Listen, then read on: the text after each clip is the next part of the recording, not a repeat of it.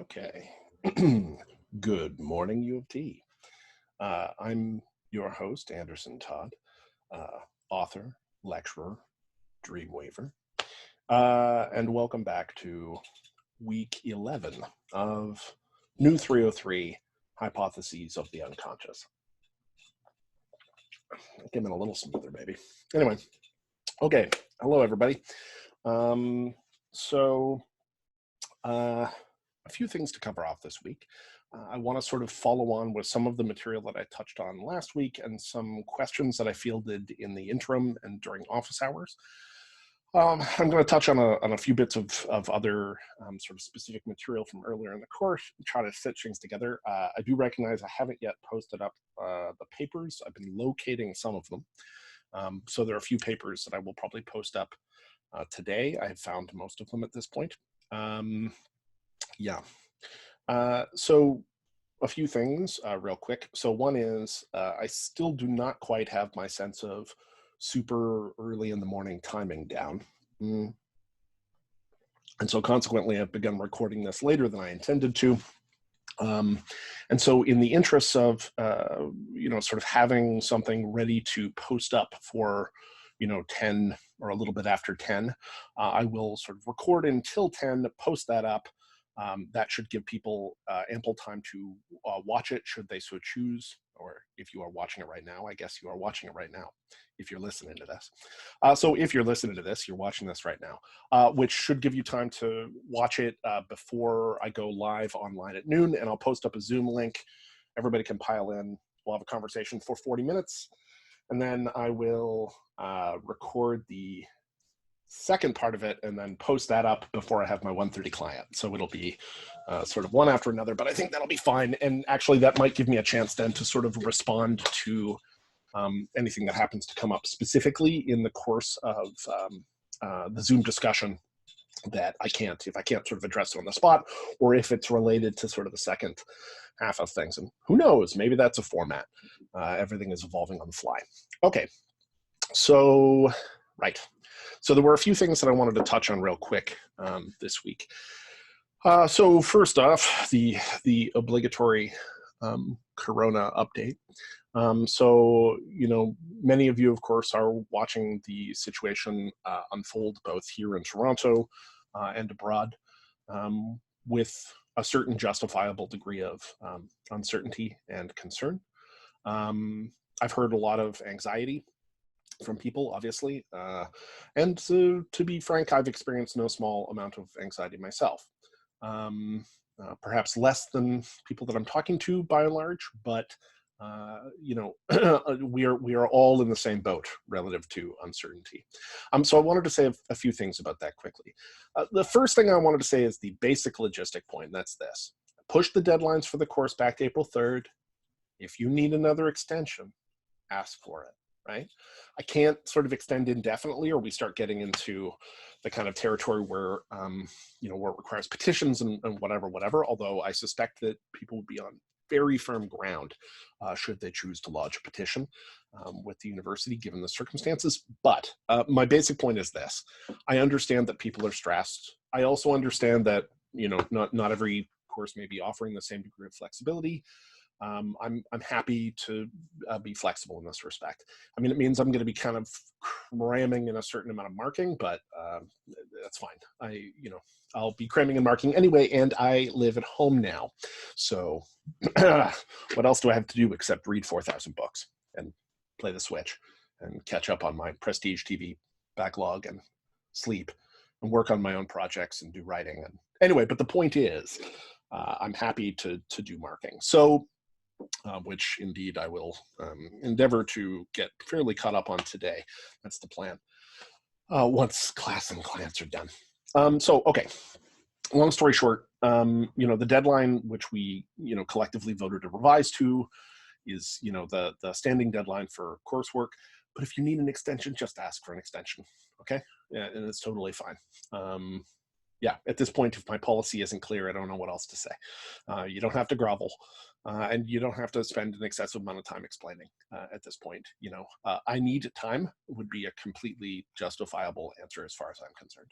Okay, so thing one. Thing two.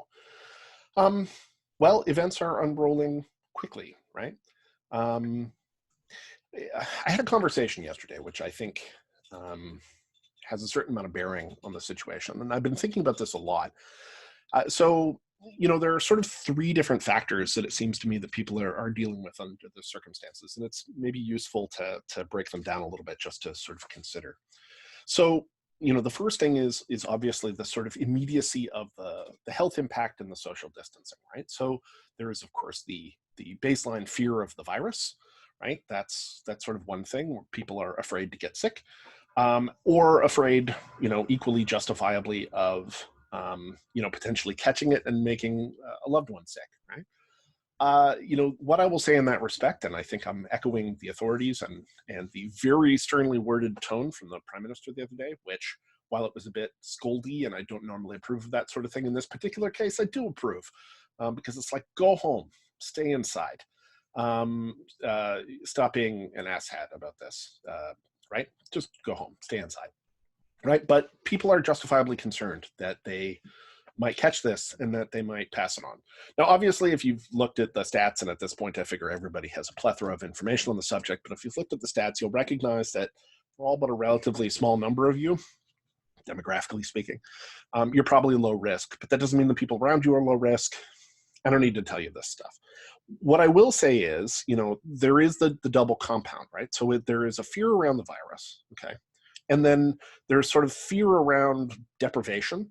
That seems to be sort of fueling people's hoarding behaviors. Obviously, there's some bad actors in that arena. You always get a small number, although I've seen far, far more sort of caremongering efforts, as I've mentioned before. So I see more people banding together and attempting to help each other than I see people sort of turning predatory and shark-like. But nevertheless, there are some bad actors, obviously, who are seeking to sort of profit from circumstances. And there are other bad actors who are, I think, circumstantially bad actors. They aren't willfully bad, they're just frightened. I was fascinated, incidentally, to watch a short documentary about the toilet paper buying panic, which erupted in the United States in the 1970s when the Opec oil crisis hit.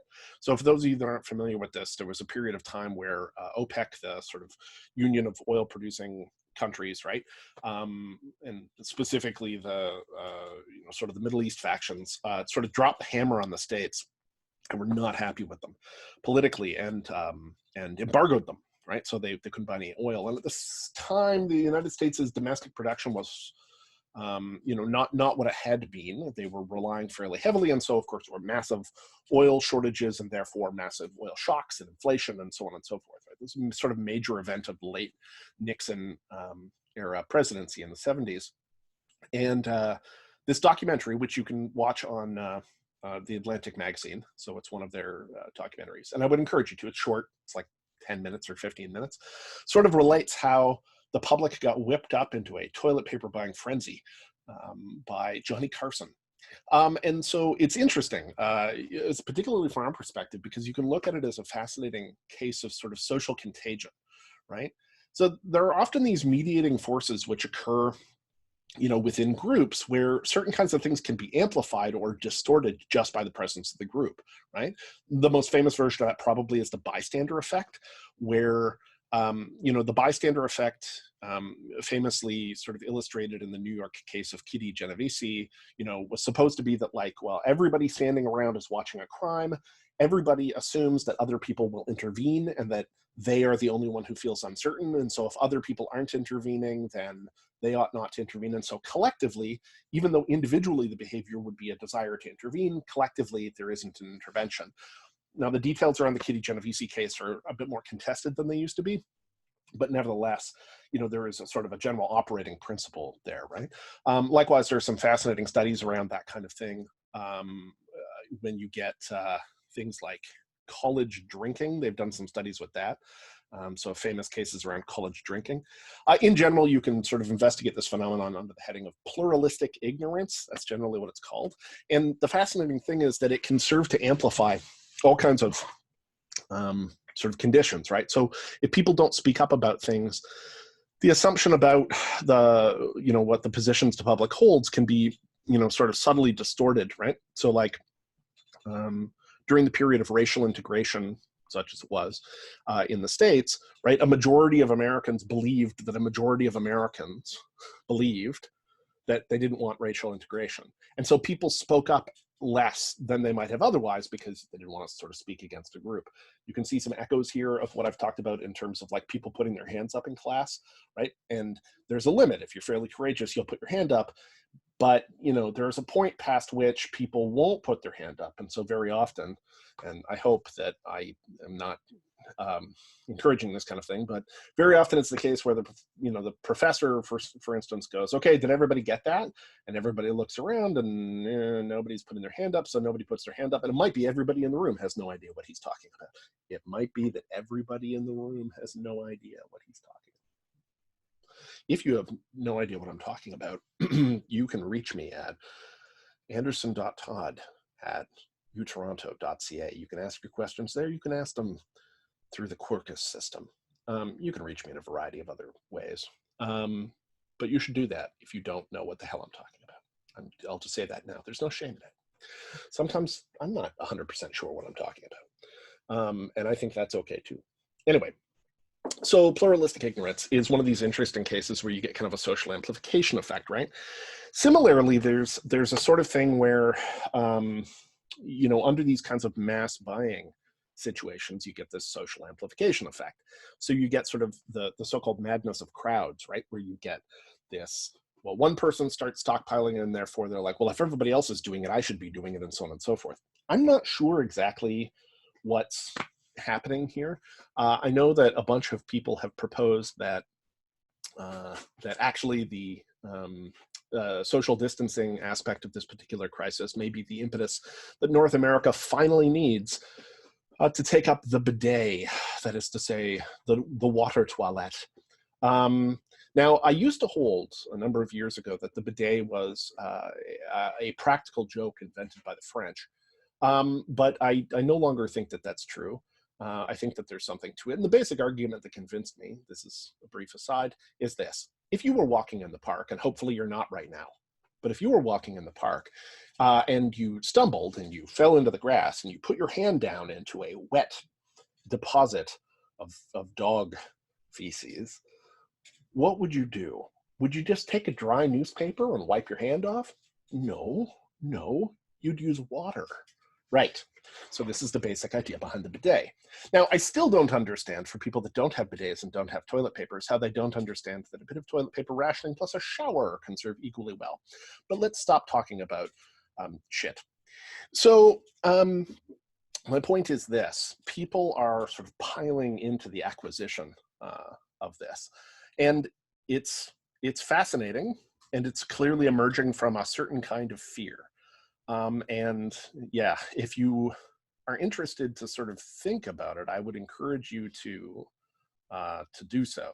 To really give some thought to what exactly is going on there. I will say very briefly, and this is my last aside on this subject, that I woke up yesterday morning and the first thought that popped into my head was, if the shelf stripping madness keeps up, my toilet paper mummy Halloween costume will finally convey the appropriate degree of pharaonic decadence, which I think is a very funny first thought of the day. I don't have Twitter. People keep telling me I should be tweeting things, but I don't have Twitter yet. Okay, so on one level, there is fear of the virus and fear of sort of general deprivation and shortage, right? Also in that category are the fears and anxieties and concerns that are starting to specifically build up around social distancing itself. People are getting antsy, right? People are getting antsy. And for people that are relatively well socially integrated or socially connected, they can keep calls running. And I do recommend video calls. They have a different quality. And I know I said this before, but because the situation is so unusual, I don't think people should necessarily feel beholden to the idea of carrying a conversation that can seem like weird, like a phone conversation, right? It can seem weird and awkward and stilted and divorced, I think, from the reality of what they're experiencing emotionally, right? It's like, oh, I have to maintain chit chat. But you can just keep the channel open. And, one of the forms of intimacy that is in some ways most precious is the ability to just putter quietly or read a book quietly with somebody else beside you quietly, and to occasionally share a fond word. And that's a form of communication that we have access to through these magic televisions that nobody had access to before, right? I can't remember if did I tell this class the story about when I tried to build a video phone? Anyway, I can't remember if I did. Maybe I didn't. I might tell you that story later today. Okay, anyway, because it has to do with essay writing, conveniently. Okay, so long story short, people, are experiencing a certain amount of strain, and all the more so for people who are either living alone, right, or who, frankly, worse, are living in company that is bad company. So I encourage everybody again, like, if you're experiencing anxiety, if you're experiencing restlessness, the social distancing is important, but you do need to be undertaking things to sort of manage your overall mental health and well-being. So just try to bear that stuff in mind. And I posted up resources to a daily meditation. I obviously think that's a good option. But maybe I'll also post up some brief sort of grounding exercises and breathing exercises and a few things like that, that I think, generally speaking, I would use with my clients and that I find sort of personally helpful. Okay, so that's one level of concern. Boop. Okay, level 2. Level 2, of course, is the knock-on effects of this. And that's the, like, how long is this going to go? And what does it mean? And how is it going to affect the overall shape of civilization, et cetera, et cetera, et cetera. The economy, so on and so forth. And that stuff's pretty up in the air. I mean, right? It's pretty up in the air.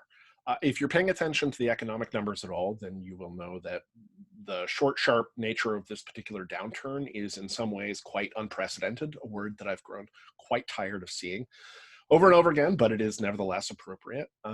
So yeah, if you're looking at the economic numbers, you can see there's a short, sharp downturn. For people who are concerned, of course, that this particular disease is going to be, a level on the scale of the Black Plague, that doesn't seem warranted, right? But equally, for the people who are discounting the, relatively low mortality rate of this situation, as being like, well, it kills a certain number of people like flu, you should really go and take a look at places like Italy and what's happened there. It's grisly and horrific. So I'll warn you, if you haven't delved into that at all, it's pretty bad. And if a situation gets out of control in that way, it's pretty bad. And I don't want to freak anybody out, but I think things are being reasonably well handled in Canada, reasonably well. I think slightly stronger measures might be appropriate at this point, federally speaking, but things are reasonably well handled. On the other hand, I have, as do I think many observers, fairly grave concerns about what's happening south of us, in south of us in Mexico and south of us in Brazil, although there are some places south of us less so, but really in the States. There is a central notion in any sort of religious system about sacrifice and what's of value to sacrifice for something else, what the relative value of things are. And it seems like the basic question that has landed on the steps of the White House is a question about,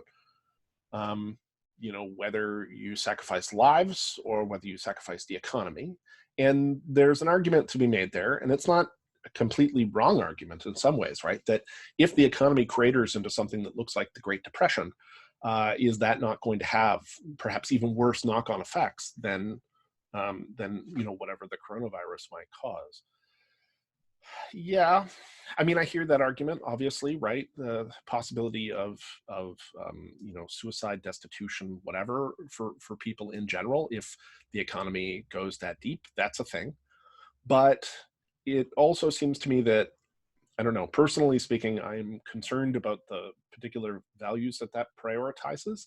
And I don't know, whatever. Like many people, I'm concerned that the idea that they're going to pack the churches on Easter without actually having successfully sort of suppressed or curve flattened or curve planked, which I heard the other day, could be a real problem. And, there's the old expression, right? Creepily enough, never more apt than now. But the old expression is, when the US sneezes, we catch a cold. Canada. When the US sneezes, Canada catches cold.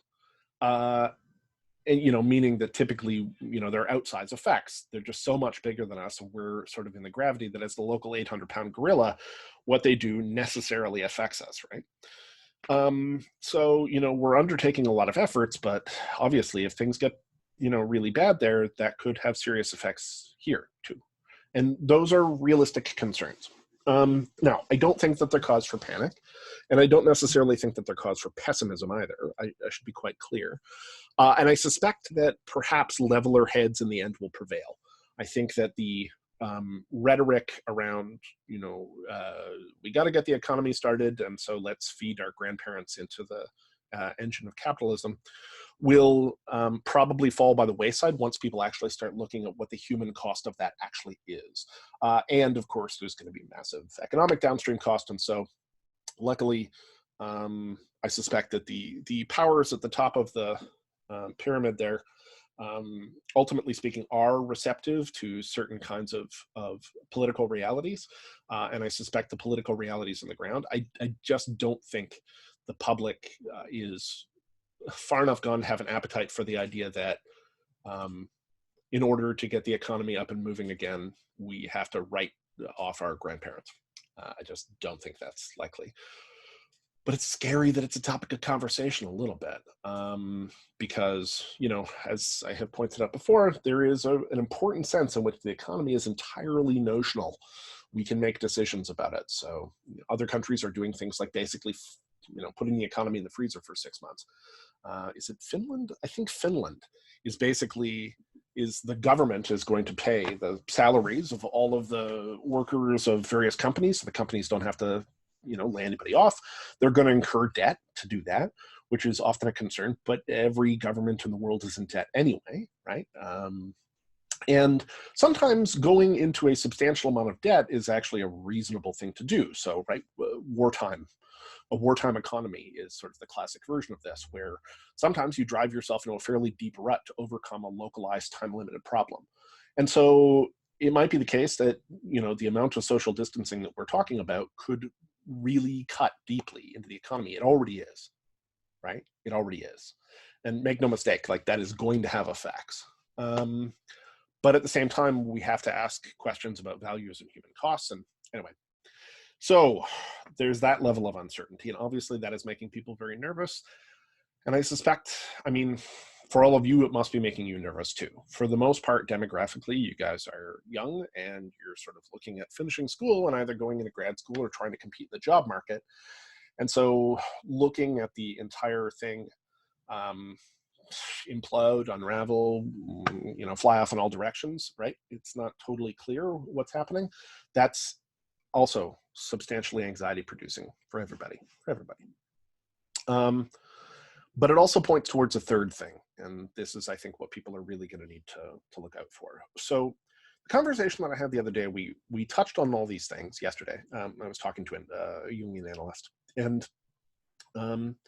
we ranged through all of this stuff, the brass tacks material, and then we started talking about the existential whiplash.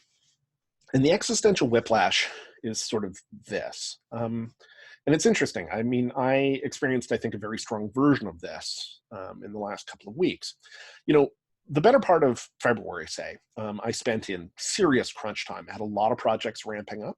I had a bunch of sort of official administrative stuff that had to be done around the university. Incidentally, your course, what are they called? Course assessment, course, you know what I mean. Those things where you rate courses, those are up. Go fill those out. There's like 2 of them filled out, but you're at home, you have time. I understand it's atypical. If you want, take the opportunity to blast my rambling nonsense, or take the opportunity to blast the university if you feel pissed off, or to praise the university if you're pleased with how they've handled this highly atypical period.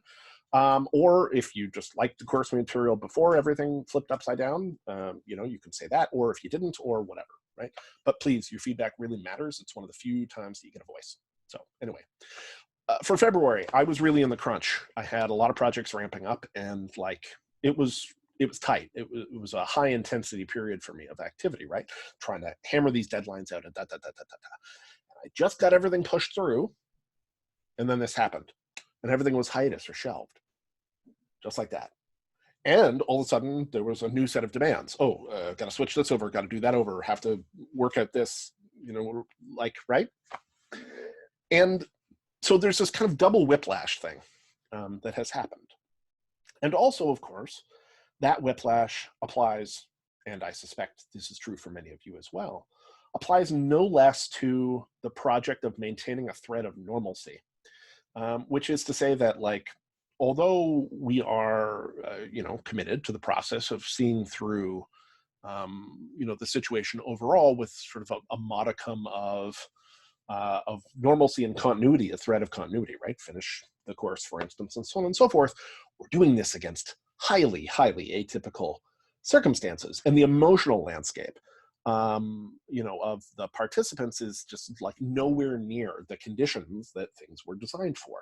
So there is, of course, a rift that opens up for people between the, you know, flow of information that they're pulling in and trying to construct some kind of future. The fact that probably the projected line of future that they had running through March did not take this into account. Like, you know, raise your hand if you were the person who thought that you were going to spend, you know, March socially isolating and being concerned about a runaway pandemic, right? You know, again, you know, I had my eye on this since December, and I can't say that I thought this is where we were going to be until, I mean, you know, closer to, right? But things have escalated quickly. So there's this gap, right? It's like, okay, well, we're not in normal territory anymore, right? We are no longer in Kansas, Toto. It's like, what's Dorothy's dog's name? We're no longer in Kansas, Toto, right? And also, of course, we've just had sort of a narrative, right? Our narratives have blown up. And so consequently, right, there is an absurd gap that opens up around attempting to maintain the tasks of normalcy. You're sitting down, you're trying to whatever, study for exams and write papers and so on and so forth, but also, right, a significant number of people are thinking, holy, is the world about to end? Like, is this it? And I'll address that a little bit in a little bit. A short answer in advance, not to keep anybody dangling, like, no, I don't think so. But obviously this is serious. It's probably the biggest historical event of our collective lifetimes, right? For, I think I'm the oldest person in 303, right, including all the students. So my assumption is that for those of you who are watching this, and myself included, yeah, this is the biggest historical event of our lifetimes. So trying to square that off against the thread of normalcy, especially when our expectations and, right, our sort of projected narrative thread of normalcy has just ruptured, is, you know, it feels weird. It feels absurd. It feels, right? What does it feel? It feels dissociated. We feel dissociated a bit. It's hard for us to connect. It's hard for us to line through. It's hard for us to hit flow. It's hard for us to, right, do that. Now, I'm going to touch on this more, but I just want to point out a very slight callback to the material that I was already talking about around, right, trust, trauma, and transparency. Because it's precisely, right, it's when our modeling capacities are badly impacted and cease to be transparent, right, that all of a sudden we begin to develop dissociative distancing. And if that dissociative distancing is nudged just enough across our general modeling capacity, what happens? We begin to be generally dissociative. It's trauma, right? And for sure, we are already looking at, you know, the seeds of what may end up being a generation of neuroses, right? You know, my grandparents grew up in the Great Depression, and they just could not stand seeing food wasted, right? My grandmother, at every meal of my mom's life was like, here, calf, that's my mother's name. Here, finish this up. Finish this up was like the, right? Food did not go to waste. It was like sacrosanct, right? I don't know if that's necessarily, we don't seem like we're going to have any serious interruptions to the food chain here. But that is to say the supply chain of food.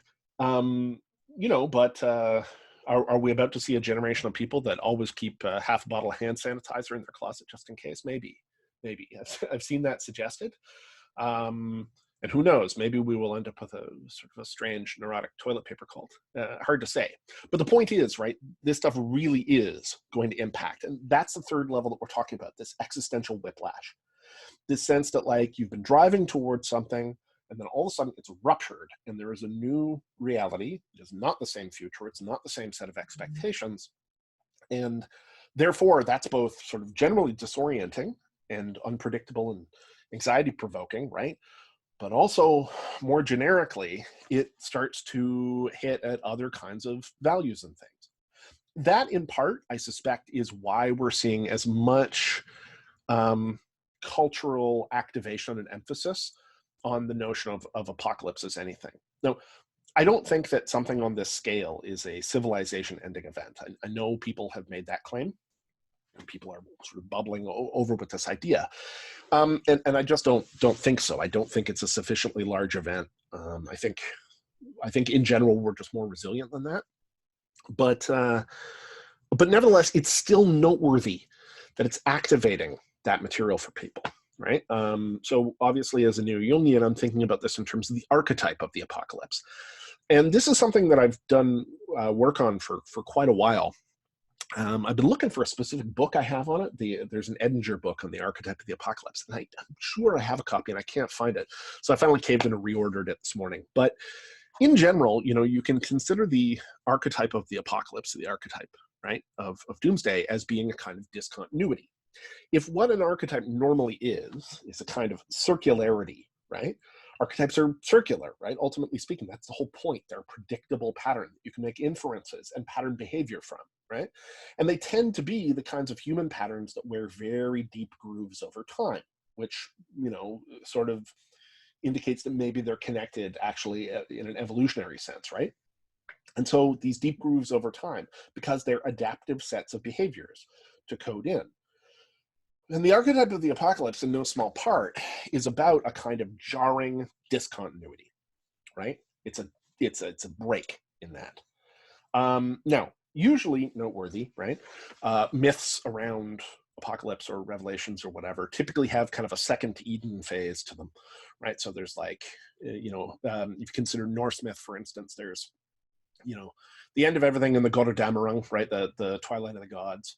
And the old gods, are pretty much killed off. And a couple of gods survive. But then after the Fimbul winter, the endless winter, and Ragnarok, right? The sort of the end times battle, then you have a new cycle where there is like a new pair of humans. And the idea is that in some sense, the world starts anew. You see kind of the same thing in the Judeo-Christian tradition, right? Heavy on the Christian side, but you get 1,000 years of darkness and seven-headed dragons and all that business, and then eventually the New Jerusalem drops out of the sky, crusted in jewels, and crushes the old Jerusalem, and there is like a new world, right? The kingdom on earth. You see the same thing to some extent, right, in the various cosmological myths of Hinduism, where you get sort of an eternal expansion and contraction and expansion and contraction. So it just goes on and on and on, right? It passes through a set of cycles like the Kali Yuga, right? So the fourth age, the age of iron, the age of darkness, and then, right? But then things eventually reset, and what you get is a new cycle. So this idea of the spring after the winter or the dawn after the dark, right? It tends to be part of those myths, generally speaking, right? Tends to be part of our overall experience. The same goes incidentally when we're talking about it in terms of cultural study, right? So the seasonal study of the downfall of civilizations can be traced back, I think, originally to Otto Spengler, who wrote the Decline and Fall of the Roman Empire. Although also Toynbee, who was an English historian, wrote to some extent about this stuff. It's quite interesting if you've never read seasonal sort of theories. I mean, the basics are like, civilizations are living organisms and they go through phases, and eventually, they sort of hit winter and they die, right? And there are lots of instances of this. Certainly collapse is not, historically unprecedented. Jared Diamond has a quite good book on the title. Actually, where is it? There it is. There it is, right? Can I point? There it is. It's a good book. It's called Collapse. Duh. There are some good books on this in general. I don't think that we're at that kind of systemic phase, but I do think that we're experiencing an upwelling of that archetypal energy because of the sharp discontinuity, because of the rupture of narrative, because of the strong uncertainty. And because this particular kind of uncertainty, right, is the sort of thing that this isn't what anybody expected, except maybe a small number of epidemiologists. I mean, even if you consider some of the myths and stories that we have, right? And there were no shortage of sort of dystopian novels and like bio horror books about outbreaks of disease. But they all have this feature where, like, you know, the 12 Monkeys, Army of the 12 Monkeys releases, and then flash forward, everybody's dead, right? Or, not to get too grisly about it, right? But generally that's how it goes. It kind of outbreaks an era and then, but that's not what we're dealing with. What we're dealing with is, yes, like waves of sickness and serious amounts of death, and that's nothing to be trivialized. But the current situation that we're facing is just this huge economic disruption, plus the fact that we are all socially disrupted. We're socially atomized. In a way, we've pushed the gas pedal on the parameters that were already present in our civilization to some extent. We were already sort of atomizing in homes and have been since the television in the 50s. But now we have shifted, we've shifted civilization entirely into the magic television, right? We're just talking boxes to each other, which, you know, as it stands, is actually bringing out a lot of pro-social behavior. People really are checking in on each other. There are a lot of concerns. I think there's been a lot of good action. But there is the justifiable concern this may set in place a set of norms, and then things are not going to go back to their old shape. So people are worried about that. It's the discontinuity, and it's the fracture of our predictive modeling, right? Of our modeling capacity itself. If I was so wrong as to invest my efforts so thoroughly in a direction that potentially may not cash out, what else am I wrong about? And then you can see other things start to come into question. People are like, well, what really matters, right? Should I even be doing this? Does it even matter? They'll say about their activities or their goals, right? They'll begin to question other kinds of relations. And if it gets really bad, they'll start to question themselves and whether or not they're sort of capable of coping, and right? These are really deep potential ruptures. Anyway, I wanted to overview that stuff because honestly, you know, as much as I'm saying I feel that there is a split in a certain sense, you know, between people's efforts and attempts to retain a degree of normalcy and the situation as it unfolds, right, demanding attention pretty obviously. I'm experiencing that too. So, you know, I have a set of topics that I intend to unfold over these lectures, but I, of course, am also preoccupied with these circumstances. So anyway, I wanted to address some of that stuff. You know, you guys should be, if you're working on your journals, and I recognize that too might be difficult, but you should have ample material coming out of your unconscious. If you're paying attention to your reactions, the reactions of other people, and you're subjecting that to some degree of analytical consideration, I think everybody is going to have lots of stuff kind of coming up. Certainly lots of people that I've spoken with, both friends and colleagues and clients, have all had dream material that's relating in and around this and making sort of interesting commentaries. And so there's, as there is in these sorts of times, right, lots of activation. Lots of activation. Yeah. Oh, sorry. Speaking of dreams and times with lots of activation, because I think I asked this at the other class, but not this class. If there's anybody in the class who, by chance, can like read and translate German fluently, this is a book. I keep trying to buy a copy of this book, and it costs like $1,000 used because it's out of print. I had the foresight to jump into Robarts and snag their copy, snag their copy before lockdown occurred. This is a book of dreams which was collected during the Third Reich in Germany. So it was a set of dreams collected during a period, obviously, of sort of intense social stress and strain. But I got the book back. I've been meaning, of course, to do work with this for quite some time. I got it back, and yeah, the book's in German. I don't speak German. And while I may have time to acquaint myself with Duolingo, very possibly, you know, in the meanwhile, what I have is a book that I sort of can't read, although it's sort of pretty to read, even though I don't know most of what it's saying. So anyway, if anybody is bored or just knows somebody who's like a pretty good German translator that isn't going to drain my bank account, I'd love to get this translated. So anyway, just throwing that out there. Okay, so dreams and the activation of dreams. So yeah, the reason I wanted to address these three things, right? The immediate concern around sort of the disease and deprivation, the longer range sort of economic and social concerns, and then the existential concern, the existential whiplash. It's not just so that you can keep track of that stuff and monitor it for the purposes of your assignment. It's also because it's also because this is probably, whether you're paying attention to it now, these are almost certainly going to be things that will be quite relevant to you in the future. So maybe it pays to think about it now, if you can, right? If you can.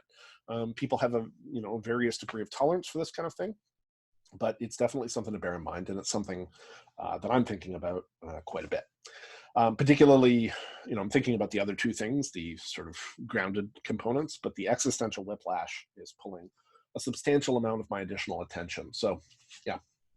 Now, there were a couple of things before I get to specific lecture material that I wanted to touch on. So one was a few weeks ago, I was talking about poetry and sort of the power of poetry.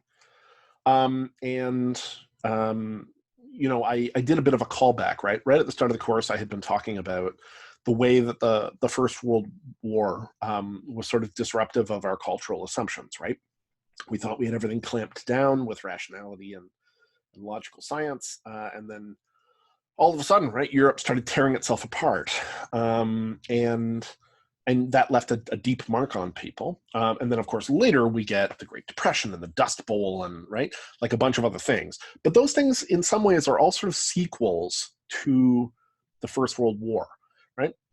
I made this argument earlier in the year, but I'll make it again, that in many ways, the 20th century is just a history of the First War and its aftermath, right? The conditions leading up to the First World War, the First World War, and then the First World War's aftermath. Anyway, when we were doing the poetry section, I was talking about sort of the power that poetry can have, both in the writing of it, which I recommend, and the reading of it, and specifically doing a reading of it. I chose a poem by Yeats, which is among my favorite. Fair. Full disclosure, it's not like I picked it out of nowhere, but I picked The Second Coming by Yeats. I'm just going to read that again. I'm just going to read it again. Because again, as I was trying to point out, it occurred at a time where there was a lot of disruption, right? The poem was in 1919.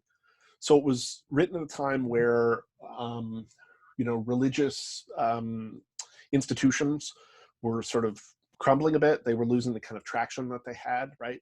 There was not a lot of faith in governments and institutions in a way. And sort of the idea that the human spirit had somehow overcome its sort of basic and instinctual roots had been blown apart, and people were left very, very spun by this. And so this poem comes out of it. So I'll just read it to you again. Turning and turning in the widening gyre, the falcon cannot hear the falconer. Things fall apart, the center cannot hold. Mere anarchy is loosed upon the world. The blood-dimmed tide is loosed, and everywhere the ceremony of innocence is drowned. The best lack all conviction, while the worst are full of passionate intensity. Surely some revelation is at hand. Surely the second coming is at hand. The second coming. Hardly are those words out when a vast image out of Spiritus Mundi troubles my sight. Somewhere in the sands of the desert, a shape with lion body and the head of a man, a gaze blank and pitiless as the sun, is moving its slow thighs, while all around it reel shadows of the indignant desert birds. The darkness drops again. But now I know that 20 centuries of stony sleep were vexed to nightmare by a rocking cradle. And what rough beast, its hour come round at last, slouches towards Bethlehem to be born. Okay.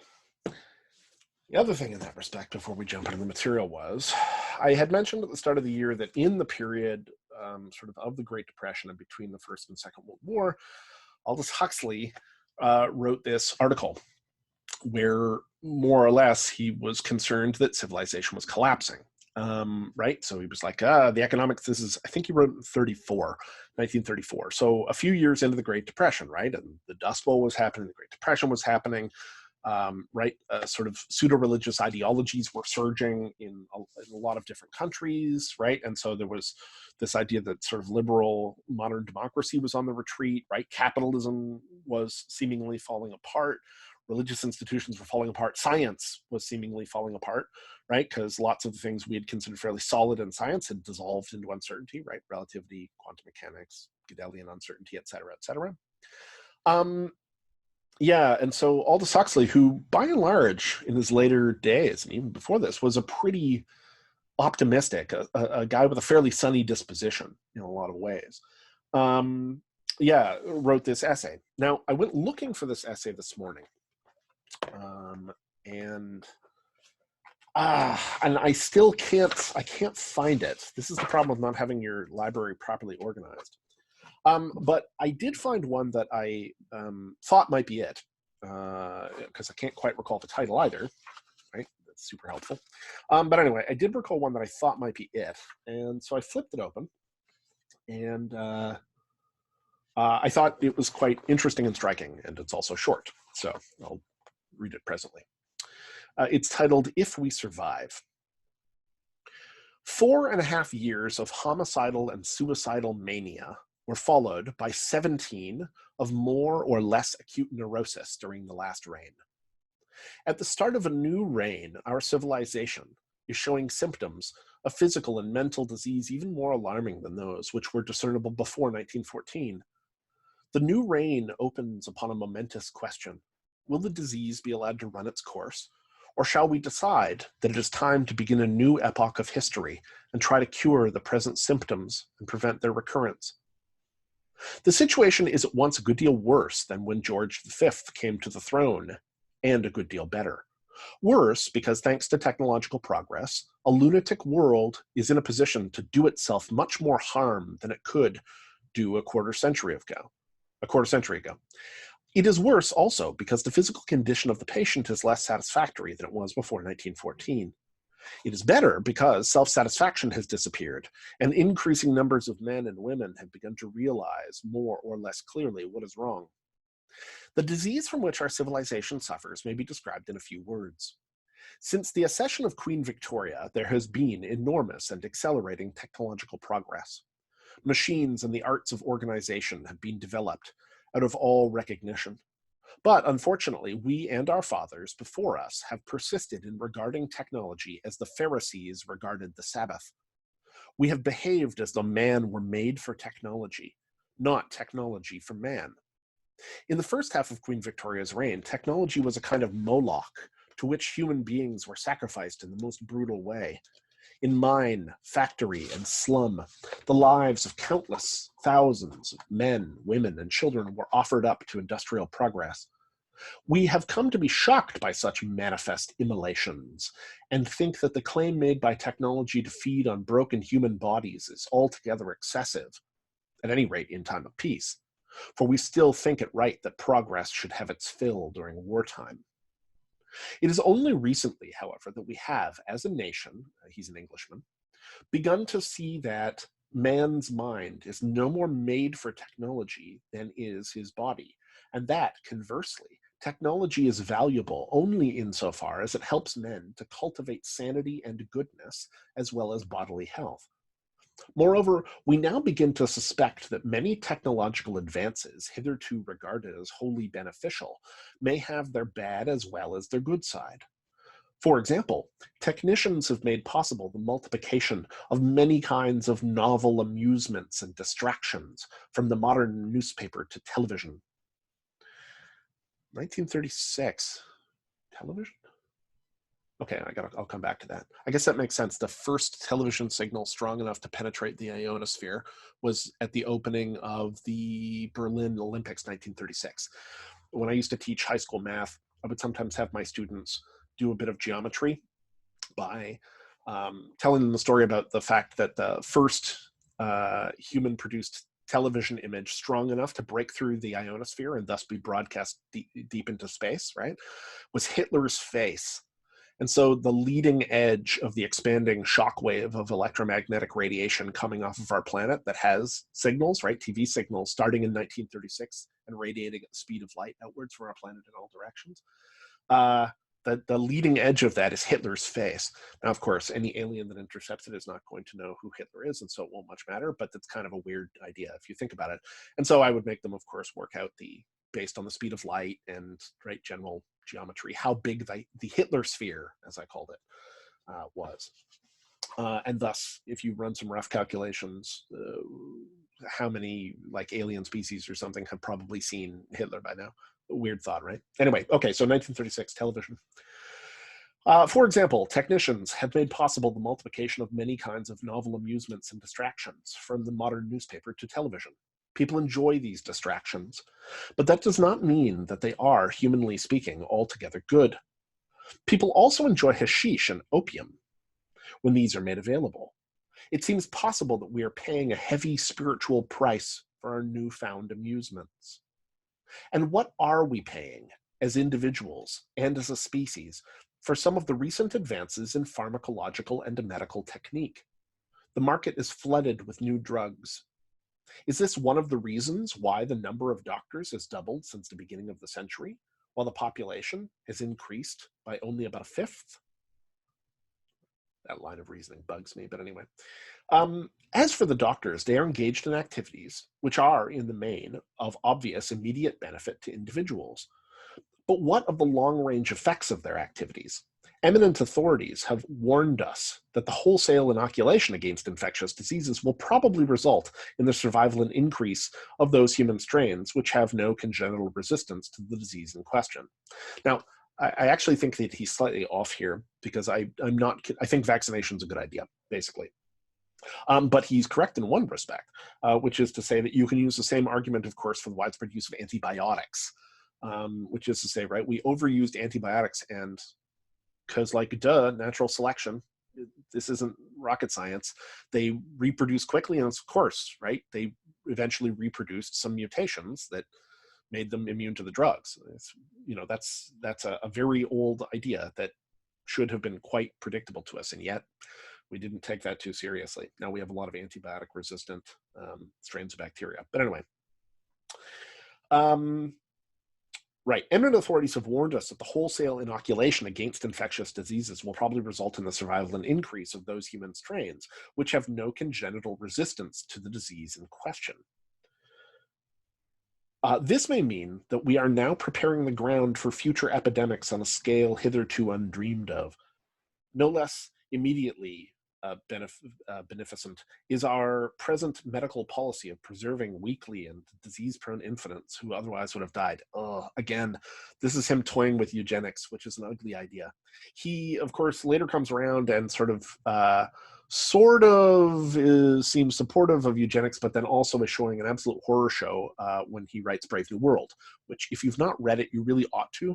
Reading Brave New World in 1984, especially if you read them back to back, is a worthwhile exercise, at least the equal of reading, any of the sort of popular series about, dystopian futures. So, before you consider rereading, damn it, what's that series with the girl with the bow and the Hunger Games? Before you consider rereading Hunger Games, give a couple of afternoons to reading 1984 and Brave New World. Good books. But anyway, okay, so eugenics, I think this is erroneous thinking. But anyway, I should stop interrupting Aldous Huxley. No, I shouldn't, actually. I disagree with him. But what will the results of that policy a generation or two now, blah, blah, blah. Time alone can give the answer. But meanwhile, there are many who look forward to that answer with profound apprehension. Again, what price is being paid for the urbanization which science and industry have made possible? Does a place like London offer its inhabitants an environment fit for fully human beings? Or consider modern transport. It saves us from using our muscles, creates and then allows us to satisfy a nervous craving for going somewhere else and being in a crowd. It carries us so swiftly from place to place that we cannot observe the details of the intervening landscape. What price, physiological and psychological, are we paying for railways, cars, and planes? Factory production makes possible the multiplication at a cheap rate of innumerable objects. But is even the best factory a proper environment for fully human beings? And is there any sense in encouraging human beings to complicate their lives by possessing ever-increasing numbers of unnecessary bits of matter? This brings us to a series of yet more fundamental questions. What is the price of industrial prosperity? What psychological states are correlated with different incomes? What is the price we pay for a philosophy which exalts what Hitler calls the heroic conception of wealth? In other words, the idea that money must be made for its own sake, simply or merely as a symbol of power. It is because such questions were never answered, and indeed hardly ever asked, that the new civilization which grew up so rapidly under Victoria and Edward VII came so near to perishing under George V. Those rulers are all close together historically, if it's not obvious. What will happen during the reign of Edward VIII?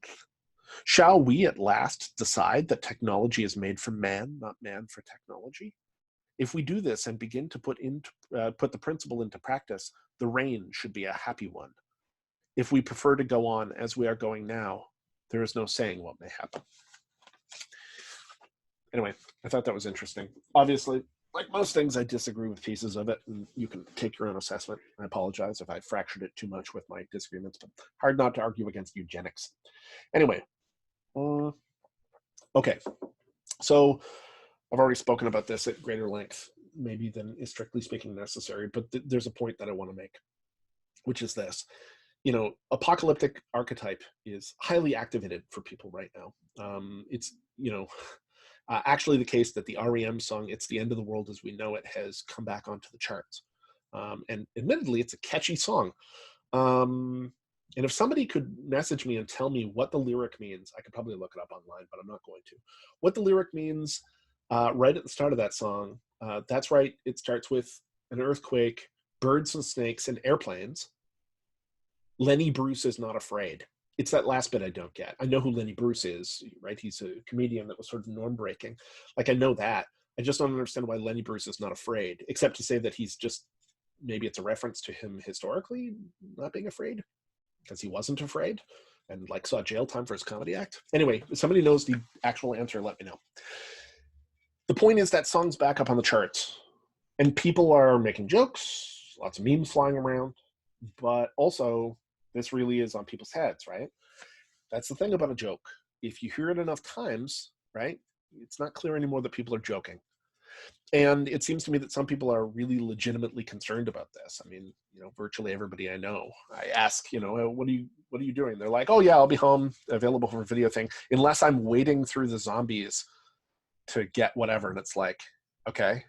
I mean, first off, people aren't zombies, despite their behavior in the supermarket sometimes.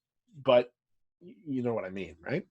So it's very activated. But one of the reasons, and actually just on the musical front, I highly recommend, if you like the band, MGMT, which some people still call management, but anyway, MGMT. I just put back into the tight rotation their 2008 album, Oracular Spectacular.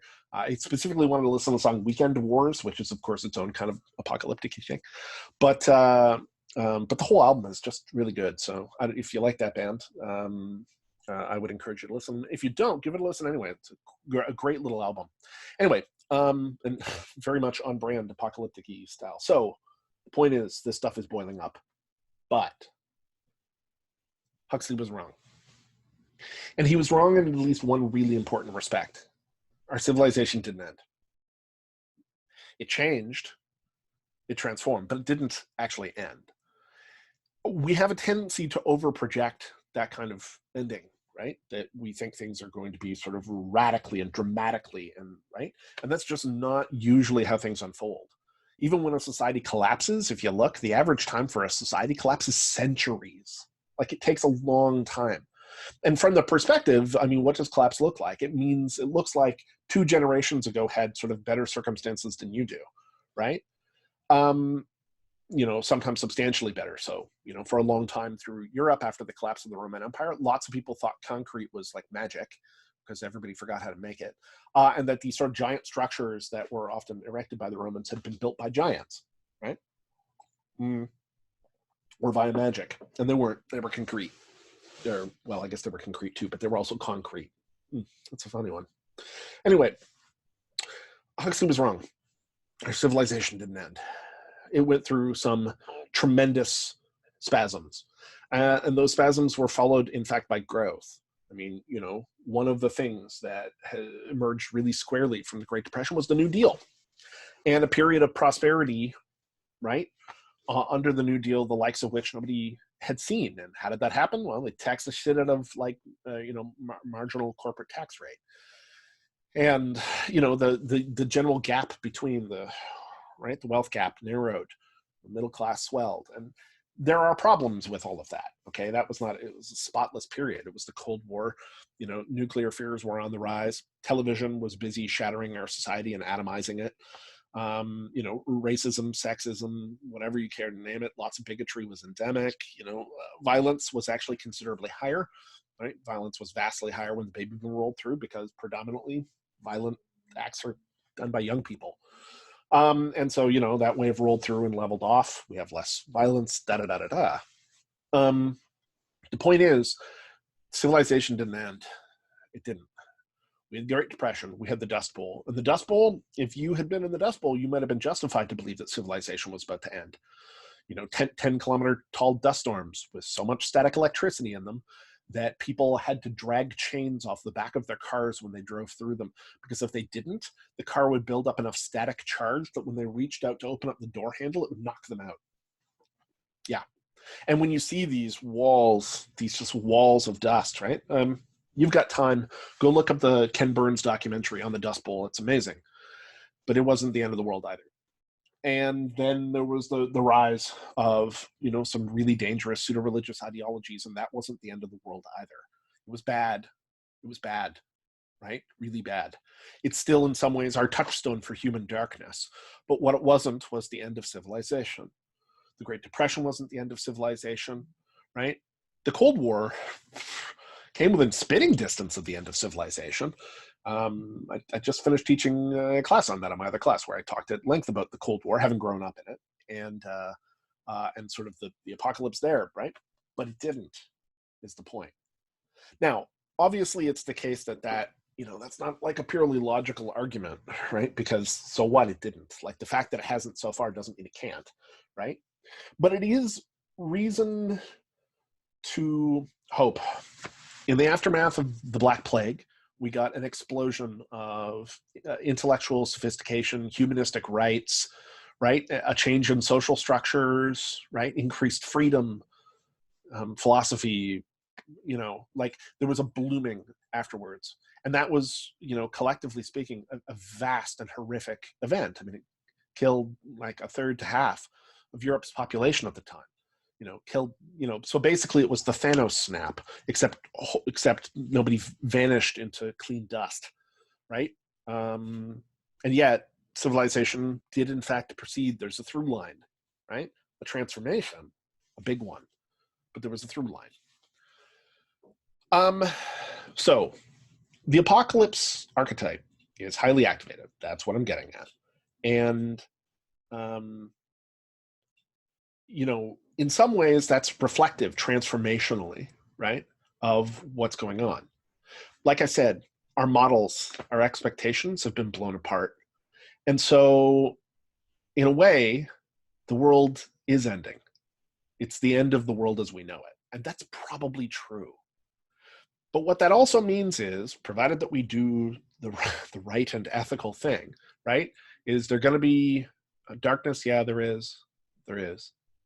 No matter how you slice it, I think you would have to have a very callously thick skin at the end of the day to not recognize that what we're experiencing after the fear hits is going to be a period of tremendous tragedy. Yeah, tremendous tragedy and great sadness and loss. And, you know, and I think that is going to be, you know, in many ways collectively traumatic. But having your world shattered apart is also an opportunity to build something. I keep saying this, but it really is an opportunity to have a recognition, right? Disruption invites change. And in fact, okay, oh, wow, I'm setting this up for the second half of this lecture. In fact, disruption, chaos is required for insight. When insight occurs for people, right, there is a kind of burst that happens, and there's a new complexity that emerges, right? But what's the burst? The burst is chaos. It's chaos. It's disorder. It's entropy. There's this tremendous burst of sort of destructive, right? But what the destruction does is it breaks things down, and as things build back up, they build up at a higher order of complexity. So what I'm saying is that there is a sort of an act of moral strength and courage that's going to be required of us. And people had actually begin adjusting themselves to that idea. Because once we have sort of weathered the storm, right? You know, and once we've had fear and had tragedy and had loss and had all those things and grappled with the fact that we are all going to be walking away from this with a collective wound, and what that's going to mean, and how it's going to bind us together, and how it's going to separate us from the people that come after us, right? Because it will. That's the story of every generation.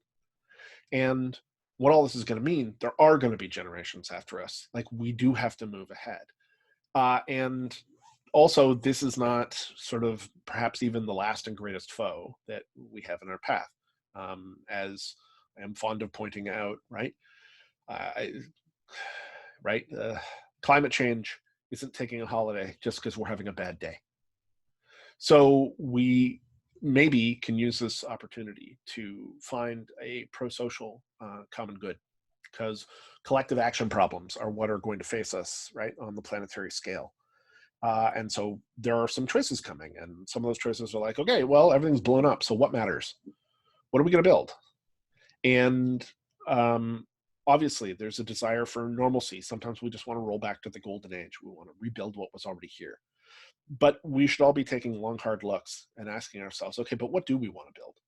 Is this actually how we want things? This right now, what we have right now? Or is there an opportunity here to address things, right? To address a lot of things. And I would contend there would. So that was my extremely long-winded set of meditations on the subject right now. But, and I'm going to have to set this up because I have to post up this first half. Oh, this is so embarrassing. I didn't start getting my material. Anyway, okay. I'm going to post up this first half and give people potential time to actually, ingest it, as it were, should they so choose. And then, of course, I'll be reporting in for live thing, and then I'll record the second half. So where are we going with the second half? Okay, so there were a few things I wanted to cover, having hit all that basic material. A few things we want to cover, which we will cover predominantly in the second half. Okay, so one is I had a bunch of people asking about tables of correspondence, okay, which were a thing that I introduced in the magic section of our final in-class lecture, right? Tables of correspondence. Okay, so I brought up some examples at the time. Tables of correspondence is emerging from the doctrine of signatures and this kind of like associative principle of organizing knowledge that was the predominant one during the medieval period, right? In contrast to our causal kinds of explanations, where we explain things in terms of causes and substances, right? The tendency was to explain things associatively and somewhat animistically, right? To think of things as being divine language or living spirits in that way, right? But also association mattered. The thing that connected things together was not primarily just causal, right? Dumb forces interacting, but rather that there were sort of a set of hidden meanings in the world, which could be interpreted hermeneutically as text, right? Okay, so one of the things that I will cover in the second half is I wanted to provide some concrete examples, anyway, of these kinds of tables of correspondence, systems of correspondence. So I grabbed a few to refer to. So we've got tarot. This is a fascinating sort of Jungian tarot text by Jodorowsky, who's the dude that made Holy Mountain and El Topos and almost made Dune. Fascinating documentary there. But I also grabbed my copy of Godwin's Kabbalistic Encyclopedia and The Magician's Companion by Bill Whitcomb. Both of these will have the kinds of systems at length. In fact, you can see the diagram of one of them on the cover, right? That's the Kabbalistic Tree of Life, right? Which is itself an extremely rich system of associations and nodes. So I'll try to unpack a couple of these so you have some sense of what I'm talking about when I'm talking about these things as a kind of psychotechnology of focus in their ritual use, right? The way that the associations structure things like a big spreadsheet bends back around. So I'll talk about that more at the break, and I'll provide some concrete examples. Okay, so that's one thing. Two, and you can already sort of guess I'm pointing at this, but I want to unpack a little bit more some of what we've been talking about around trust and trauma and transparency, okay? So some of the stuff that emerges from the dissociative material we've talked about, structural dissociation, what that means in terms of transparency and opacity, right? And in turn, how that relates to fluency and the kind of modules that we have that compose us within our psyche, right? These things that are separated out from us in dream, or that we can separate out using, hypnotic technique, or that can spontaneously separate out in various altered states, right? And seemingly become othered to us, right? And that happens as a very natural expansion and contraction in the processes of dreaming, as we discussed last week. I bet this is vaguely hypnotic. It's kind of hypnotic to me. So, right, there's this natural ebb and flow, what some people call an annealing cycle, which we might talk on a bit. But the point is that in a large part, what's happening in that ebb and flow is that systems separate out so that they can be worked on without network effect. Okay, so we'll talk about that. We'll talk about that segregation and network effect, because that, combined together with the magic and what we've already talked about a little bit with the Nerathian bootstrap, is going to tell us yet more about what it is that's happening in the system and why it would be useful to do, okay? And then we'll sort of round things out today. I think I can get all this material in, but we'll round things out in the second half also by talking about insight. So I've alluded to this a little bit, but I'm going to specifically talk a little bit about John Vervaeke's work, right? He was one of my instructors. He's a friend, close friend of mine, and a colleague. We're co-authors, and I'm the assistant director of the lab that he is a director of, and we work together pretty closely. And his particular theory around insight and the centrality of insight, I'm going to touch on that stuff a little bit. We're not going to have space to unpack it sort of full size. So I would direct you towards his YouTube series, Awakening from the Meaning Crisis, which it's 50 hours long, but the titles tell you where you're going. The 50 hours are awesome, so I'd watch it anyway if you've got the time. But if that's not your jam and you just want to zip ahead, maybe I can figure out exactly which episode has some of his insight material. That might be a useful supplement for people. Yeah, but we're going to talk a little bit about his theory. We're then going to talk about not just insight, but wisdom, because that's the real focus. And there is a particular conception that sort of comes up in his work and related work around what wisdom is and how it's developmental. And what I want to do partly is plug that in to much of the material we've been talking about, because you'll notice that a lot of what we've come back to in terms of the evidence around, right, the psychodynamics has a developmental kind of character, right? Internalization, for instance.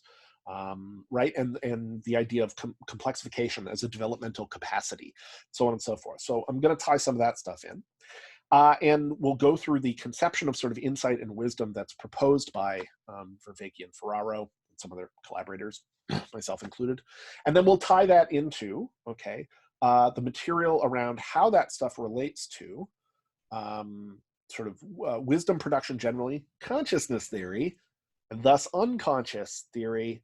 And in turn, how a lot of the things that we've described, that is to say, right, self-exploration, inner work, altered states work within a certain kind of framework, ritual, magical practice, right, all of these different things can potentially contribute to the process of both insight production, but even more importantly, the cultivation of wisdom. So that's where we're going, because this is the penultimate class. I know, in fact, that I opened up virtually every one of my classes this year by sort of giving the running time counter, Now we're a third of the way through. Now we're halfway through. And I said at the start of the year, right, I have this this triune theory of the progression of time that, every time span can be, sliced into 3 equal parts, right? And the first part goes slow, right? So you think of the long weekend you have off. And that first day is just luxurious, it just seems to go slow. It's summers last forever. Oh, maybe I'll have another drink. There's this, right, the lull of slow time. And then the second part goes fast, relative to the first part. So it's like Saturday is infinite. Sunday, on the other hand, is, oh, that's taking along. Sunday, ooh. And then you get to Monday, and by then the speed is so fast, you never experience it at all. So the one way that you can, of course, interrupt that is by having a discontinuity. And we weirdly had one, right? Because we went like 2/3 of the way, maybe right on the cusp of being 1/4 or 3/4 of the way through this course with us marking time. And in theory, the last few days should have passed in a flash.